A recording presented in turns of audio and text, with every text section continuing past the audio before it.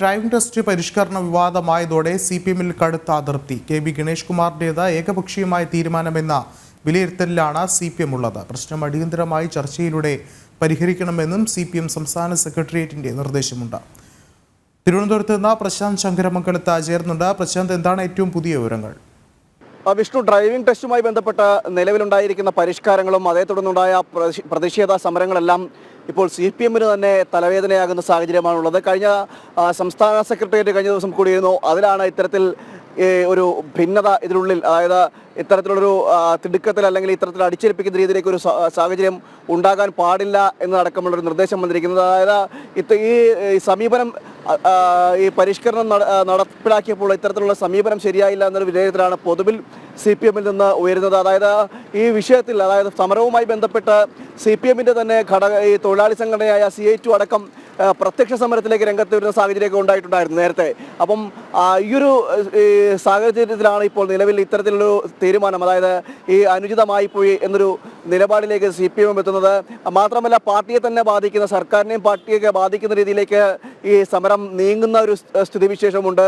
അപ്പോൾ മറ്റൊരു കൂട്ടായ ചർച്ചയോ അല്ലെങ്കിൽ ഇത്തരം സമീപനങ്ങളൊന്നും ഇല്ലാതെയാണ് ഈ നിലപാടിലേക്ക് അല്ലെങ്കിൽ ഈ നിയമം അടിച്ചേൽപ്പിക്കുന്നതിലേക്ക് നീങ്ങിയതെന്നതാണ് ഇപ്പോൾ അറിയാൻ കഴിയുന്നത്. നേരത്തെ CPM-ന്റെ കേന്ദ്ര കമ്മിറ്റി അംഗമായ AK ബാലനടക്കം ഇതിൽ ഒരു നിലപാട് വ്യക്തമാക്കിയിരുന്നു. അതായത് ഒരു നിയമവും അല്ലെങ്കിൽ ഇത്തരത്തിൽ അടിച്ചേൽപ്പിക്കാൻ, തൊഴിലാളികളുടെ പേരിൽ അല്ലെങ്കിൽ ഇത്തരത്തിൽ അടിച്ചേൽപ്പിക്കാൻ പാടില്ല, അതുപോലെ തന്നെ രമ്യമായി പരിഹരിക്കണം, പ്രശ്നപരിഹാരം നടത്തണമെന്നടക്കമുള്ള ഒരു പരാമർശം കഴിഞ്ഞ ദിവസം ഈ AK ബാലന്റെ ഭാഗത്തുണ്ടാകുകയും ചെയ്തിരുന്നു.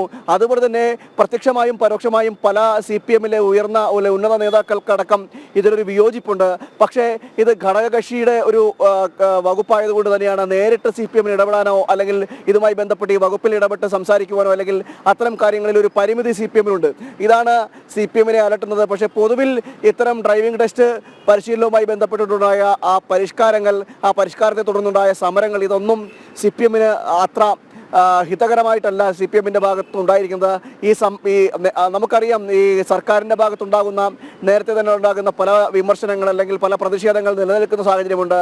അതിൻ്റെ ഇടയിൽ ഈ വിഷയം കൂടി ആയതോടുകൂടി സർക്കാരിനെയും അതുപോലെ തന്നെ പാർട്ടിയെയും വെട്ടിലാക്കുന്ന ഒരു സമീപനമുണ്ടായി. അത് ഗണേഷ് കുമാറിൻ്റെ ഭാഗത്തു നിന്നുണ്ടായി. മാത്രമല്ല, ഈ ഗണേഷ് കുമാറിൻ്റെ നിരന്തര പ്രസ്താവനകളും ഈ പാർട്ടിയെ വെട്ടിലാക്കുന്ന രീതിയിലേക്കാണ് പോയിക്കൊണ്ടിരിക്കുന്നത്. നമുക്കറിയാം, ഈ സമരത്തിൻ്റെ ഭാഗമായിട്ട് തന്നെ പലതവണ അദ്ദേഹത്തിൻ്റെ പ്രസ്താവനകൾ ഉണ്ടായിട്ടുണ്ട്.